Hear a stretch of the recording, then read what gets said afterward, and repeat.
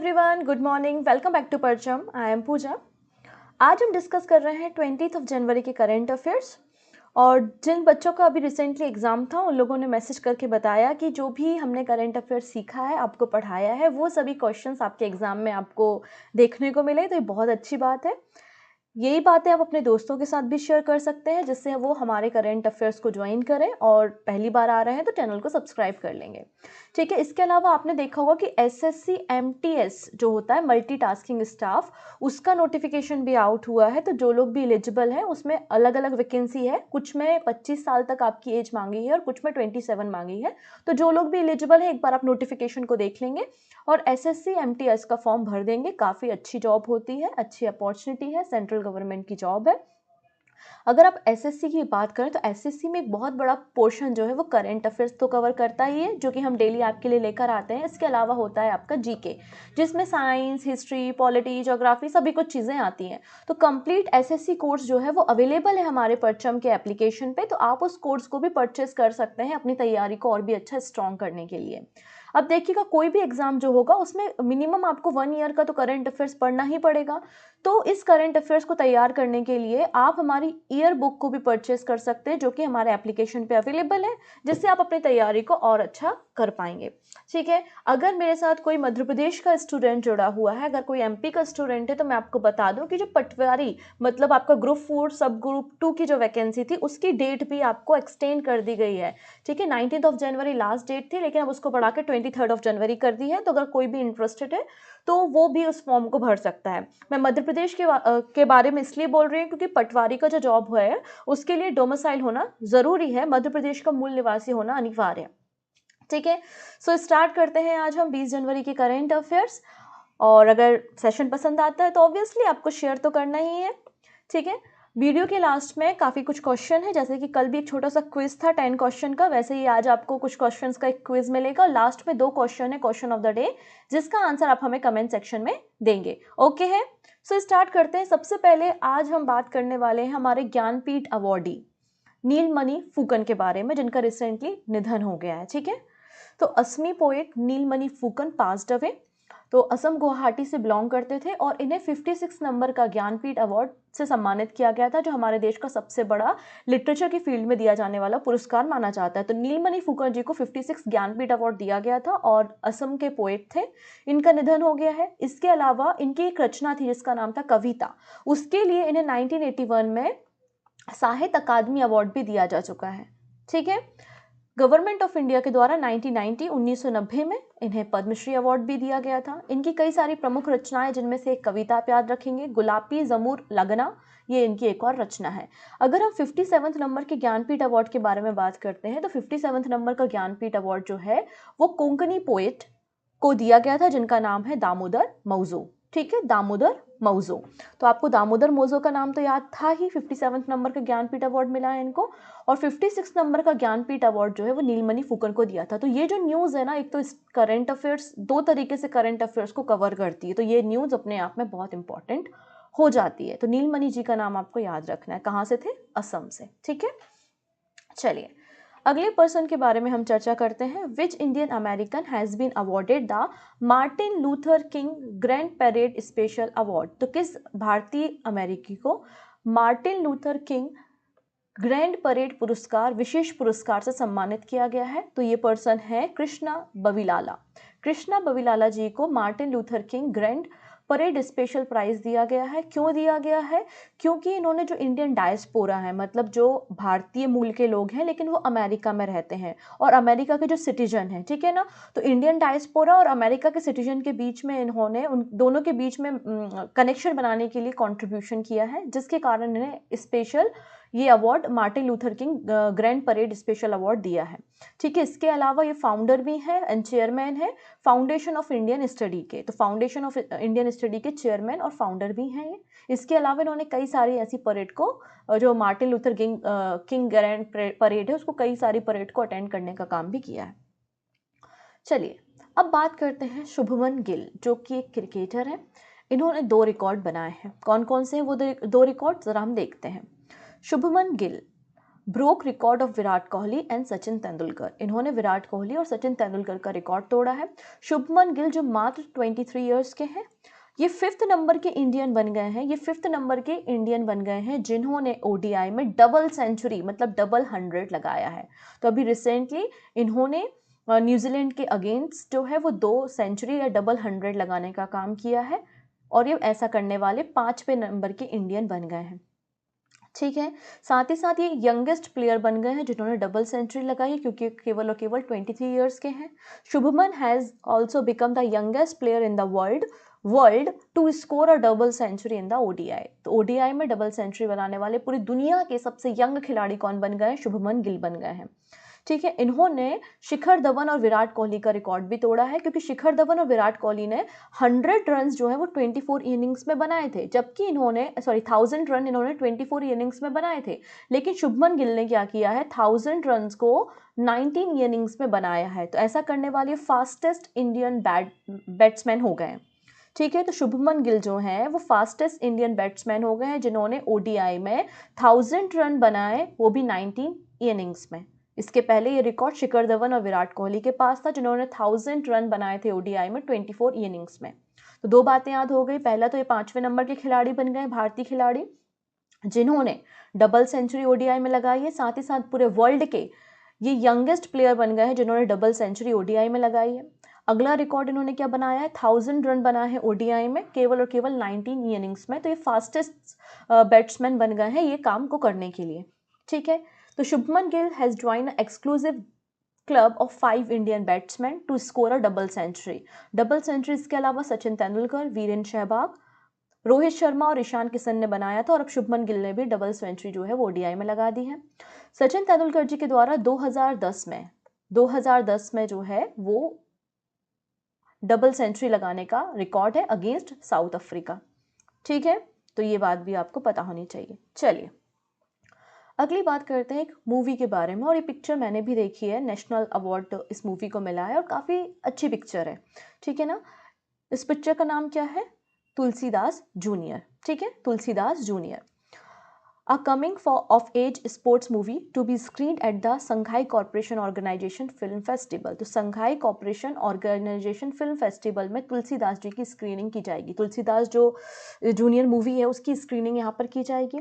मैं आपको एक और जानकारी दे देती हूँ कि जो SCO है, SCO का मेजबानी मतलब इस साल इंडिया होस्ट है। जैसे कि G20 का होस्ट इंडिया है ना, वैसे ही SCO का होस्ट भी कौन है इस साल? भारत है। आइए हम पूरी जानकारी को इकट्ठा कर लेते हैं। Film Tulsidas junior to be screened at the SCO film festival 2023। ये जो SCO फिल्म फेस्टिवल होना है ना, ये आपका 27 जनवरी से 31 जनवरी के बीच में मुंबई में किया जाना है। मतलब भारत में ये फिल्म फेस्टिवल होना है जिसमें तुलसीदास जूनियर की फिल्म दिखाई जाएगी। ठीक है ना, ये जो मूवी है इसको ऑलरेडी 2 नेशनल अवार्ड दिए जा चुके हैं। बेस्ट हिंदी फिल्म का अवार्ड भी तुलसीदास जूनियर को दिया गया था। इस फिल्म के प्रोड्यूसर जो हैं वो आशुतोष गौवरीकर है, सुनीता गौवरीकर है, भूषण कुमार और कृष्ण कुमार जी हैं। और इसको लिखा किसने है? तो इस स्टोरी को लिखा है मृदुल तुलसीदास जी के द्वारा। लेकिन अब यहाँ पे अगली जो स्लाइड है उसका आपको स्क्रीनशॉट लेना है। ठीक है ना, यहाँ से क्वेश्चन आपको किसी ना किसी सेट में देखने को मिलने वाला है। हम बात करने वाले हैं SCO के बारे में। SCO मतलब संघाई कॉर्पोरेशन ऑर्गेनाइजेशन होता है। इसका फॉर्मेशन 2001 में किया गया था और 5 फाउंडिंग मेंबर्स हैं। 5 फाउंडिंग मेंबर्स हैं SCO के, चाइना, रशिया, कजाकिस्तान, किर्गिस्तान और तजाकिस्तान। लेकिन प्रेजेंट अगर सिनेरियो देखते हैं तो SCO में 9 मेंबर हैं। अभी प्रेजेंट में SCO में कौन मेंबर है? 9 मेंबर। और सबसे नया नवेला जो मेंबर है वो ईरान है। ईरान ने 2022 में ही SCO को ज्वाइन किया है। ठीक है, तो मेंबर कंट्रीज अभी कौन कौन है? 9 है। Iran, China, India, Kazakhstan, Kyrgyzstan, Pakistan, Russia, Tajikistan और उज्बेकिस्तान। इंडिया और पाकिस्तान ने SCO को 2017 में ही ज्वाइन किया है।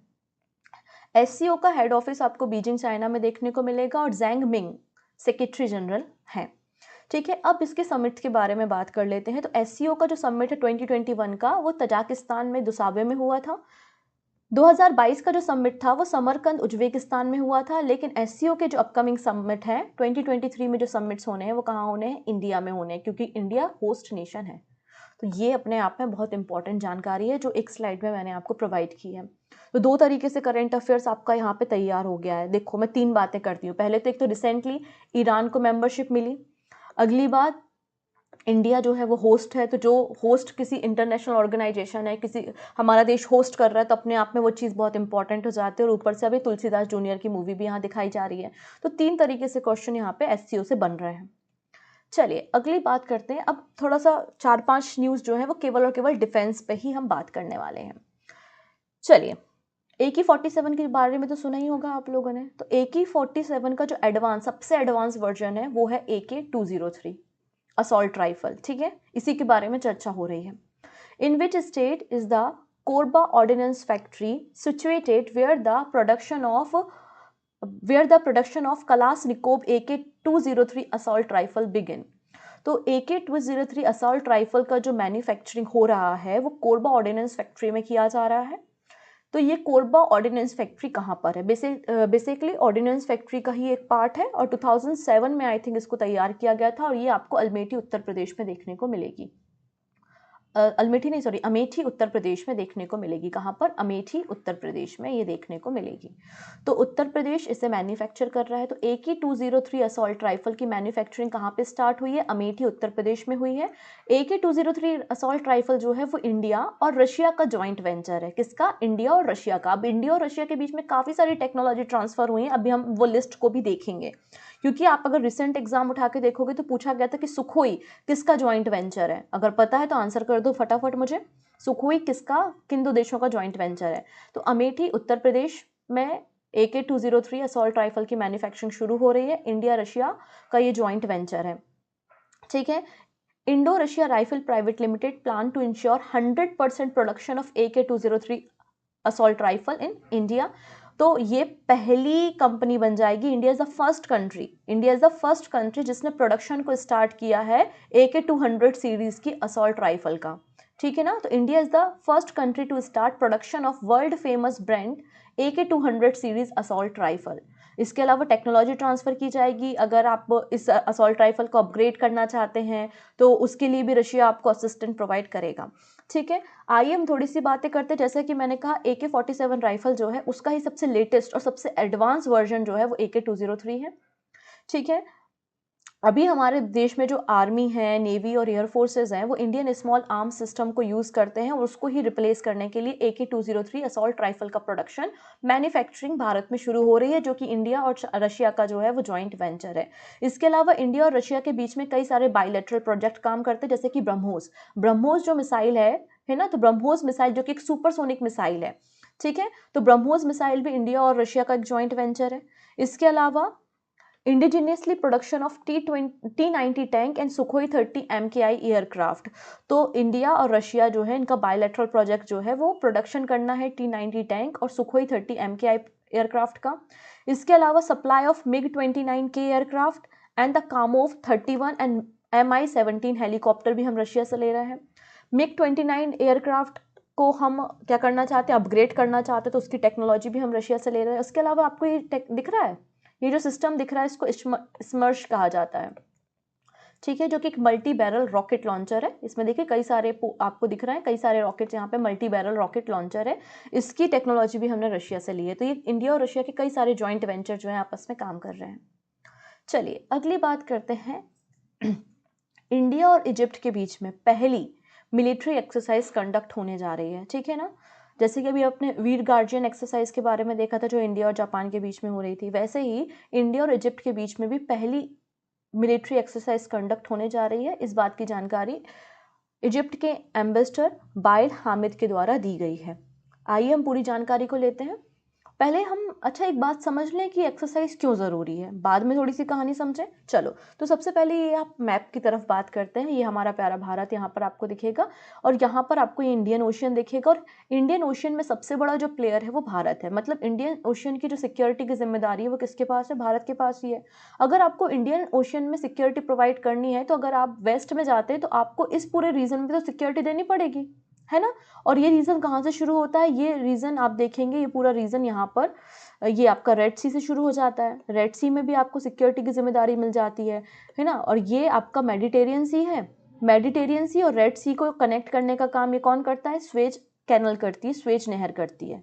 तो अगर आप अफ्रीका कॉन्टिनेंट में जाते हैं तो यहाँ पर आपको एक शहर मिलेगा विच इज़ इजिप्ट, ठीक है, एक देश मिलेगा जिसका नाम है इजिप्ट, जिसको हम मिस्र भी कहते हैं। मिस्र के पिरामिडों के बारे में आपने डेफिनेटली सुना होगा। तो इसलिए यहाँ पर ये जो इंडियन ओशन की सिक्योरिटी बढ़ाने के लिए पूरा इसकी जो सिक्योरिटी रेंज है वो आप कहाँ तक एक्सटेंड करना चाहते हैं, रेड सी तक एक्सटेंड करना चाहते हैं। इसलिए इजिप्ट और इंडिया के बीच में मिलिट्री ड्रिल हो रही है, जो कि अपने आप में पहली बार हो रही है। अब जो मिस्र है उसको नील की देन कहा जाता है। नील की देन इसे क्यों कहते हैं? क्योंकि नाइल रिवर जो है वो अफ्रीका कॉन्टिनेंट में बहने वाली सबसे बड़ी नदी है। अफ्रीका कॉन्टिनेंट क्या, पूरे वर्ल्ड में बहने वाली सबसे बड़ी नदी नाइल रिवर है। और नाइल रिवर जो है यहीं इजिप्ट के पास जो है यहाँ पर आपके मेडिटेरियन सी मतलब भूमध्य सागर में जाके गिरती है। ठीक है, तो आइए हम बात करते हैं India Egypt to hold first ever exercise between special forces. तो भारत और मिस्र विशेष बलों के बीच पहली बार अभ्यास करने जा रहा है। India and Egypt are set to hold the first ever military exercise involving the special force in Udaipur, Jaipur and Jodhpur. मतलब राजस्थान के रीजन में एक्सरसाइज होगी दोनों देशों के बीच में। साथ ही साथ दोनों देश जो है वो 75 ईयर्स डिप्लोमेटिक रिलेशन के भी कंप्लीट कर चुके हैं।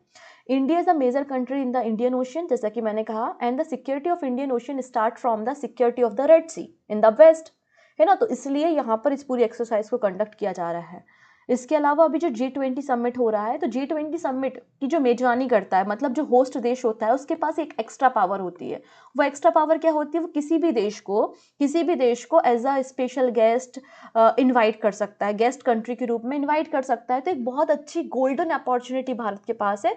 अगर वो किसी और देशों के साथ अपने रिलेशन को और मजबूत करना चाहते हैं और स्ट्रेंथ अप करना चाहते हैं, तो उन देशों को वो G20 के साथ अलग अलग समिट में एज अ गेस्ट इनवाइट कर सकते हैं। तो अभी जो G20 समिट है उसके लिए इजिप्ट को भी as a guest country Bharat ने इनवाइट किया है। ठीक है, इजिप्ट आपने देख लिया, अफ्रीका कॉन्टिनेंट में आपको मिलेगा। इजिप्टियन पाउंड यहाँ पे करेंसी है, काहिरा यहाँ पे कैपिटल है, और अब्दुल फतेह अल सीसी यहाँ पे आपको राष्ट्रपति मिलेंगे। अब रिसेंट में कुछ एक्सरसाइज कंडक्ट हुई, आप चाहें तो इसका फटाक से स्क्रीनशॉट ले सकते हैं। अदरवाइज पीडीएफ में तो ये सारी जानकारी होगी ही, आप इसे एक बार पढ़ लीजिएगा। ठीक है, मैं इनको रिपीट नहीं कर रही हूँ। इंपॉर्टेंट है, काजिंद एक्सरसाइज हो गई, सूर्य किरण हो गई, और अब ये वीर गार्जियन एक्सरसाइज हो गई। तो ये सब इंपॉर्टेंट एक्सरसाइज है, तो आप इन्हें पढ़ लीजिएगा। चलिए नेक्स्ट बात करते हैं, आर्मी ऑर्गेनाइज सैन्य रण क्षेत्रम 2.0 सेमिनार कम वर्कशॉप। तो इंडियन आर्मी के द्वारा सैन्य रण क्षेत्रम 2.0 मतलब सेकेंड एडिशन सेमिनार कम वर्कशॉप का आयोजन किया गया। ठीक है, क्यों किया गया? क्योंकि हमारे देश का जो टैलेंट है जो कि साइबर सिक्योरिटी पे काम कर सकता है, ठीक है, डिफरेंट सॉफ्टवेयर, सिक्योरिटी सॉफ्टवेयर की कोडिंग कर सकता है, इसके अलावा इलेक्ट्रोमैग्नेटिक स्पेक्ट्रम ऑपरेशन कर सकता है, तो उन सारे टैलेंट को यहाँ पे इनवाइट किया जाता है। उनके बीच में ट्रेनिंग एक्सरसाइज होती हैं, वर्कशॉप्स होती हैं, और कई सारे प्रोजेक्ट तैयार किए जाते हैं, और जो विनर होता है उनको अवार्ड दिया जाता है। तो विनर को अवार्ड कौन देगा? जनरल हमारे मनोज पांडे जी, जो चीफ ऑफ आर्मी स्टाफ है, वो इन्हें अवार्ड देंगे। तो सैन्य रण क्षेत्रम किसने ऑर्गेनाइज किया है? तो आर्मी के द्वारा। कौन सा एडिशन है? सेकेंड है। ठीक है, नेक्स्ट बात करते हैं, जब इतनी सारी डिफेंस की बात हो ही रही थी तो हम बात कर लेते हैं 19 जनवरी का NDRFA राइजिंग डे। मुझे सबसे अच्छे ये NDRF के लोग लगते हैं। कहीं भी कुछ भी हो रहा हो, कहीं भूकंप आ जाए, जैसे कि अभी जोशीमठ का जो प्रॉब्लम चल रहा है वो सभी को पता है, या कहीं साइक्लोन आता है, तो सबसे पहले जो लोग एक्टिव होते हैं वो NDRF के लोग रहते हैं, क्योंकि इनका काम होता है रेस्क्यू करना, लोगों की जान बचाना।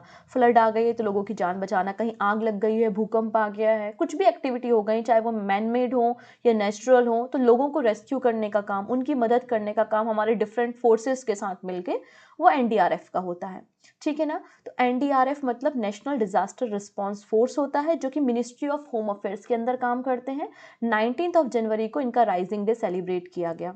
ठीक है, NDRF जो है वो डिजास्टर मैनेजमेंट एक्ट 2005 के अंतर्गत 2006 में सेटअप की गई थी, और जब इसको बनाया गया था तो उसमें 6 बैटालियंस थी, लेकिन आज के समय में 12 बैटालियन काम करती हैं। तो NDRF कब बना? 2006 में बना। कैसे बना?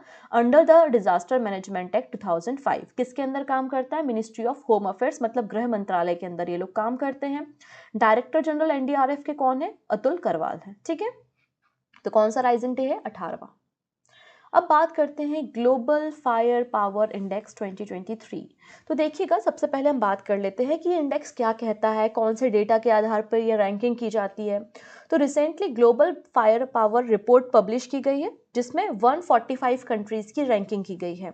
ये रैंकिंग आपकी जो ट्रूप्स है, आपका जो डिफेंस सिस्टम है वो कितना स्ट्रॉन्ग है, आपके पास कितने नेशनल रिसोर्सेज हैं, आपका फाइनेंशियल स्टेटस क्या है, और लॉजिस्टिक और जोग्राफिकल स्केल पर ये पूरी रैंकिंग तैयार की जाती है। सबसे बड़ी बात, आर्मी को ध्यान में रखते हुए कि आपके देश की आर्मी कितनी स्ट्रांग है। तो भारत की रैंकिंग यहाँ पर आप देखेंगे 4th नंबर पर आती है। सबसे ऊपर यूएसए, फिर रशिया, चाइना, इंडिया और फिर यूके आप देखने को मिलेगा। सो The Global Firepower Report 2023 has ranked India as the 4th most powerful army in the world. तो भारत की आर्मी दुनिया के 4थे नंबर की सबसे स्ट्रॉन्ग आर्मी है। पहले नंबर पे आपको मैंने बता दिया यूएसए, फिर रशिया, चाइना और फिर इंडिया। 5वें नंबर पे आप देखेंगे यूके है। यहाँ पर अगर आपको मैं बताऊं मिडिल ईस्ट और नॉर्थ अफ्रीकन रीजन की कंट्रीज के बारे में, तो यहाँ पर जो global fire power military index 2023 publish किया गया है, इसमें बोला गया है कि जो टर्की है वो मिडिल ईस्ट और नॉर्थ अफ्रीकन रीजन में सबसे पावरफुल कंट्री है, जिसकी आर्मी सबसे ज़्यादा पावरफुल है मिडिल ईस्ट के रीजन में। और पूरे ग्लोबल रैंकिंग टर्की की जो है वो 11th नंबर पर आती है, लेकिन मिडिल ईस्ट के रीजन में ये 1st नंबर पर आता है। 2nd नंबर पे इजिप्ट है और 3rd नंबर पे ईरान है। अगर मैं इजिप्ट की बात करूं, क्योंकि अभी थोड़ी देर पहले भी हमने इजिप्ट की बात की थी, तो इजिप्ट की रैंक अगर हम अरब कंट्रीज में बात करते हैं तो अरब नेशन में इजिप्ट की रैंकिंग नंबर 1 पर आती है। ठीक है ना, इजिप्ट की रैंकिंग अरब कंट्रीज के टर्म में मिलिट्री पावर में नंबर 1 पर आती है और मिडिल ईस्ट के टर्म में 2nd नंबर पर आती है। सऊदी अरेबिया की रैंकिंग अगर अरब कंट्रीज में देखेंगे तो 2nd नंबर पे है, लेकिन अगर हम गल्फ कंट्रीज की बात करते हैं तो गल्फ कंट्रीज में सऊदी अरेबिया जो है वो आप देखेंगे पावरफुल है, 1st नंबर पर आता है। ठीक, इतनी चीजें। और वर्ल्ड में अगर पूरा ग्लोबल रैंकिंग देखते हैं सऊदी अरेबिया की, तो वो 22nd नंबर की है। लेबनान जो है वो वीकेस्ट कंट्री है in the middle east. Okay, तो ये मिडिल ईस्ट की रैंकिंग भी अलग से पब्लिश हुई है। चलिए अब बात कर लेते हैं AQI के बारे में। दिल्ली की हालत तो काफ़ी ख़राब हमेशा ही रहती है और आजकल तो मुंबई का भी AQI जो है थोड़ा सा डिस्टर्ब चल रहा है। So technology for air quality monitoring system launch by मैत्री। तो मैत्री के द्वारा वायु गुणवत्ता निगरानी प्रणाली की टेक्नोलॉजी को रिसेंटली लॉन्च किया गया है। जो सेक्रेटरी है मैत्री के वो है अल्केश कुमार शर्मा। उन्होंने नई दिल्ली में मैत्री के सपोर्ट से technology for air quality monitoring system को लॉन्च किया है। ये क्या करेगा, ये सिस्टम है एनवायरनमेंट में जो पॉल्यूटेंट है जैसे कि PM2.5, PM10, carbon monoxide, carbon dioxide, sulphur dioxide, relative humidity, है ना, इन सारी चीज़ों को एनालिसिस करने का काम और कंटिन्यूसली मॉनिटर करने का काम ये करेगा। इसे CDEC मतलब centre for development of advance computing, CDEC कहाँ है, पुणे में है, और कोलकाता के मदद से, धनबाद की मदद से भी इसको तैयार किया गया है under the national programme of on electronics and ICT application in agriculture and environment. तो इस प्रोग्राम के अंतर्गत इस टेक्नोलॉजी को मैत्री की सपोर्ट से तैयार किया है और एयर क्वालिटी मॉनिटर करने के लिए नई दिल्ली में से लॉन्च किया गया है। चलिए अब हम बात करते हैं पहले ग्लोबल टूरिज्म इन्वेस्टर समिट के बारे में। So first global tourism investor summit जो है वो 10th से लेकर 12th ऑफ अप्रैल के बीच में प्रगति मैदान नई दिल्ली में आयोजित किया जाएगा।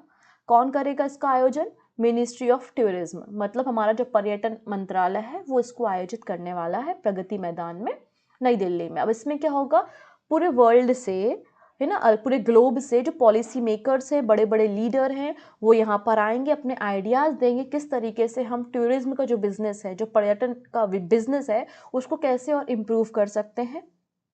ठीक है, इसके रिगार्डिंग हमारा जो पर्यटन मंत्रालय है, मतलब हमारा जो टूरिज्म मिनिस्ट्री है, उनके द्वारा एक रोड शो भी ऑर्गेनाइज कराया गया था चंडीगढ़ में। ठीक है, नेक्स्ट बात करते हैं हम वर्ल्ड इकोनॉमिक फोरम की। आपको पता ही है कि मीटिंग चल रही है दावोस स्विट्जरलैंड में। अब जब कोई भी मीटिंग होती है तो समय समय पे कुछ ना कुछ नए नए डिसीजंस लिए जाते हैं। सो यहाँ पर देखिएगा 4th इंडस्ट्रियल रिवॉल्यूशन के लिए हैदराबाद को सिलेक्ट किया गया है।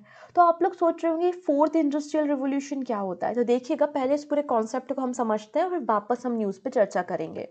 तो समझिएगा, जो दावोस में या स्विट्जरलैंड में एनुअल मीटिंग होती है वर्ल्ड इकोनॉमिक फोरम की, और वर्ल्ड इकोनॉमिक फोरम कुछ अपने टारगेट को सेट करता है कि हमको हेल्थ में काम करना है, हमको क्लाइमेट चेंज पे काम करना है, इलेक्ट्रिसिटी पे, एग्रीकल्चर पे, है ना, कहाँ पे हमें फंडिंग रेज करनी है, किस सेक्टर पे हमें ध्यान देने की ज़रूरत है। तो ऐसा समय समय पे सारा कार्यक्रम होता रहता है। तो यहाँ पर अभी तक 3 इंडस्ट्रियल रिवॉल्यूशन हो चुके हैं और 4th नंबर के इंडस्ट्रियल रिवॉल्यूशन को होस्ट कौन कर रहा है, तेलंगाना कर रहा है, पहली चीज़। अब पहले के 3 क्या है और ये चौथा क्या है वो हम देखते हैं। तो फर्स्ट नंबर का जो इंडस्ट्रियल रिवॉल्यूशन था उसको 1800s में, मतलब आप कह सकते हैं कि 19th सेंचुरी के आसपास ही आया था। इसमें आपको वाटर एंड स्टीम पावर पे काम करना था, जिसके अंतर्गत आपने स्टीम इंजन बनाए। सेकेंड जो इंडस्ट्रियल रिवॉल्यूशन था अर्ली 19 में, इसमें इलेक्ट्रिसिटी का मास प्रोडक्शन करना था। तो अलग अलग आपने पावर सेक्टर के सेक्टर में जो है वो इन्वेस्ट करने के लिए कहा, तो इलेक्ट्रिसिटी जनरेट हुई। थर्ड नंबर का जो था उसको लेट 1900 में आया था, जिसमें आपको इंफॉर्मेशन, इलेक्ट्रॉनिक्स और इंफॉर्मेशन टेक्नोलॉजी पे काम करना था, कंप्यूटर और इंटरनेट पे काम करना था। ये आपको प्रोडक्शन का एरिया था। अब जो चौथा नंबर का है वो है आपका हेल्थ केयर। चौथा नंबर का क्या है आपका? हेल्थ सेक्टर है, हेल्थ सेक्टर, ठीक है। इसके अलावा हेल्थ सेक्टर के अलावा क्लाउड कंप्यूटिंग, साइबर सिक्योरिटी, ठीक है, इन सारे सेक्टर्स पे भी आपको ध्यान देने की ज़रूरत है। तो इसको हमने कहा है फोर्थ इंडस्ट्रियल रिवॉल्यूशन, ठीक है। So Hyderabad selected to host world economic forum centre for the fourth industrial revolution. Hyderabad को चौथे नंबर का जो इंडस्ट्रियल रिवॉल्यूशन है उसके लिए वर्ल्ड इकोनॉमिक फोरम केंद्र की मेजबानी के लिए चुना गया है। और ये फैसला अभी जो दावोस में मीटिंग चल रही थी उसमें ये फैसला लिया गया है। और ये अनाउंसमेंट हमें तेलंगाना गवर्नमेंट से पता चलती, क्योंकि तेलंगाना गवर्नमेंट के डेलीगेट्स जो हैं इस दावोस या स्विट्जरलैंड में इस मीटिंग में गए हुए हैं, ठीक है।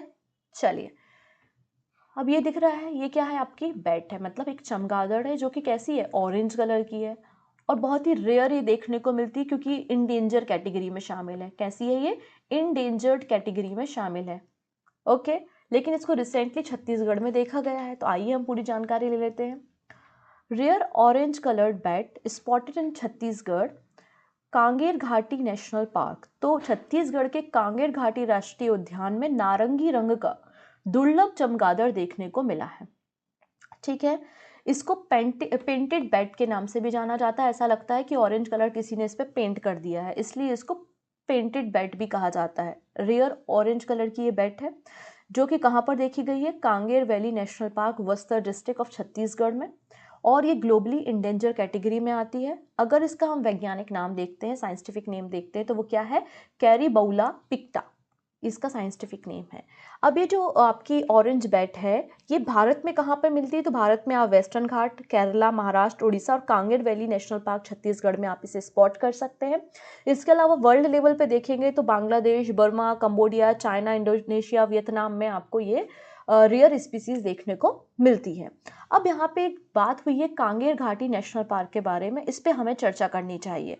तो कांगेर वैली नेशनल पार्क जो है इसको 1982 में सेटअप किया गया था। कांगेर रिवर यहाँ से बहती है, इसलिए इसको इस नेशनल पार्क का नाम कांगेर वैली नेशनल पार्क रखा गया था। लगभग 200 स्क्वायर किलोमीटर में छत्तीसगढ़ के बस्तर डिस्ट्रिक्ट में ये फैला हुआ है। यहाँ पर बायोडाइवर्सिटी बहुत ज़्यादा है, इसलिए इसको बायोस्फीयर रिजर्व के रूप में भी डेजिग्नेट किया गया है। इस कांगेर वैली नेशनल पार्क में आपको लाइम स्टोन की काफ़ी केव्स मिलती हैं और इन्हीं केव्स में आपको बैट मिलती है, मतलब चमगादड़ इन्हीं केव्स में रहती हैं। छत्तीसगढ़ में 2 और नेशनल पार्क आपको देखने को मिलेंगे, एक तो एक गुरु घासीदास नेशनल पार्क और एक इंद्रावती नेशनल पार्क, ठीक है ना। तो इंद्रावती और इरावती रिवर्स में अक्सर लोगों को कंफ्यूजन होता है। इंद्रावती रिवर छत्तीसगढ़ में बहती है और इसी इंद्रावती रिवर पर चित्रकूट फॉल है, और इरावती रिवर जो है वो आपको म्यांमार में मिलेगी। चलिए नेक्स्ट है Adani Ashok Leyland to develop Asia first hydrogen mining truck. तो अडानी और अशोक लेलैंड, इसके अलावा वॉलार्ड पावर, इन सब ने मिलकर डिसाइड किया है कि एशिया का पहला हाइड्रोजन माइनिंग ट्रक बनाएंगे जो कि माइनिंग और लॉजिस्टिक और ट्रांसपोर्ट में मदद करेगा। तो इन तीनों के बीच में ये टाई अप हुआ है, दोनों इन तीनों कंपनीज के बीच में MOU साइन हुआ है कि एशिया का पहला hydrogen fuel cell electric truck को कंस्ट्रक्ट किया जाएगा और 2023 के एंड तक इसको लॉन्च करने की बात की जा रही है, ठीक है ना। ये जो प्रोजेक्ट है the demonstration project will be lead by the Adani enterprises. इस प्रोजेक्ट को लीड अडानी ग्रुप कर रहा है। वहीं वॉलयार्ड जो है वो फ्यूल सेल इंजन प्रोवाइड करने का काम करेगा हाइड्रोजन ट्रक के लिए, और अशोक लेलैंड जो है वो टेक्निकल सपोर्ट प्रोवाइड करेगा। नेक्स्ट है Barcelona won Spanish Super Cup for the 14th time. तो बार्सिलोना ने 14वीं बार स्पेनिश सुपर कप का टाइटल जीत लिया और इन्होंने रियल मैड्रिड को डिफीट किया है। किसे हराया है? इन्होंने रियल मैड्रिड को हराया है और 14वीं बार 14th नंबर पर इन्होंने बार्सिलोना की टीम ने स्पेनिश सुपर कप को जीत लिया है। ठीक है, इस कप की शुरुआत 1982 में हुई थी और रियल मैड्रिड ने अभी तक 14 बार इस सुपर कप को जीता है। नेक्स्ट बात करते हैं, इंडिया अनाउंस 100 मिलियन मालदीवियन रुपया फॉर डेवलपमेंट प्रोजेक्ट। तो भारत ने विकास परियोजनाओं के लिए 100 मिलियन मालदीव रुपया की घोषणा की है। तो देखिएगा, हमारे external affairs minister S Jaishankar ji अभी विजिट पे गए थे मालदीव्स। ठीक है, तो इन्होंने जो कम्युनिटी डेवलपमेंट प्रोग्राम चल रहा है मालदीव्स में, हमारे 45 टारगेट्स थे मालदीव में कंस्ट्रक्शन करने के, जिनमें से हमने 23 को ऑलरेडी कवर कर लिया है। तो ये जो कम्युनिटी प्रोग्राम्स चल रहे हैं उनको और भी ज़्यादा मजबूत करने के लिए और उनको फाइनेंशियल मदद प्रोवाइड करने के लिए हमने ग्रांट दिया है, मतलब हमने उधार नहीं दिया है, हमने ग्रांट दिया है। ठीक है, कितना 100 मिलियन मालदीवियन रुपया। ठीक है, इसके अलावा यहाँ पर देखेंगे आप, मालदीवियन नेशनल यूनिवर्सिटी और कोची यूनिवर्सिटी के बीच में साइंस एंड टेक्नोलॉजी के सेक्टर में एमओयू भी साइन हुआ है और दो हमने सी एम्बुलेंस भी मालदीव को दी हैं, उनकी जो नेशनल डिफेंस फोर्सेज है उनकी मदद के लिए। अगर आप मालदीव्स की बात करते हैं, देखिए मालदीव आप देखेंगे इंडियन ओशन में आपको एक आइलैंड नेशन देखने को मिलेगा मालदीव्स। ठीक है ना, और इसकी कैपिटल आपको माले देखने को मिलेगी। करेंसी तो आप समझ ही गए कि रुपया यहाँ पे करेंसी है। यहाँ पर जो लैंग्वेज चलती है वो दिवेही या मालदीवियन लैंग्वेज चलती है। इब्राहिम मोहम्मद सोलिह यहाँ पे प्रेसिडेंट हैं। अब जो मालदीव का इकोनॉमी है वो पूरी तरीके से टूरिज्म पर निर्भर करता है, ये बात सभी को पता है, अक्सर लोग यहाँ पे घूमने जाते हैं। इसके अलावा फिशरी सेक्टर यहाँ पे काफ़ी इन्वॉल्व है। ठीक है, चलिए अब 3 छोटी सी न्यूज़ है, फिर हम रिवीजन क्वेश्चंस पे बात करते हैं। Tamil Nadu Mercantile Bank was awarded the Best Small Bank Award 2022 in the Best Bank Survey of the Year 2022। तो यहाँ पे बेस्ट बैंक सर्वे 2022 में बेस्ट स्मॉल बैंक की कैटेगरी में किसे अवार्ड दिया गया है? तो ये अवार्ड तमिलनाडु मर्केंटाइल बैंक को दिया गया है और इस सर्वे जो है बिजनेस टुडे के द्वारा कंडक्ट कराया गया था। अगले अवार्ड के बारे में बात करते हैं, Gaja Capital Business Book Prize 2022। तो Gaja Capital Business Book Prize की शुरुआत 2019 में 2019 में की गई थी और इस साल का ये जो अवार्ड है इंडियन एक्सप्रेस के जर्नलिस्ट हरीश दामोदरन को दिया गया है। ये आपके हरीश दामोदरन है, इनको broke to the breakthrough के लिए ये अवार्ड दिया गया है। ठीक है, इनकी बुक का नाम भी याद रखेंगे, broke to breakthrough. Jammu and Kashmir पहली इंडियन यूनियन टेरिटरी बन गई है, फर्स्ट इंडिया की यूटी बन गई है जो कि कंप्लीटली शिफ्ट हो गई है ई गवर्नेंस पे।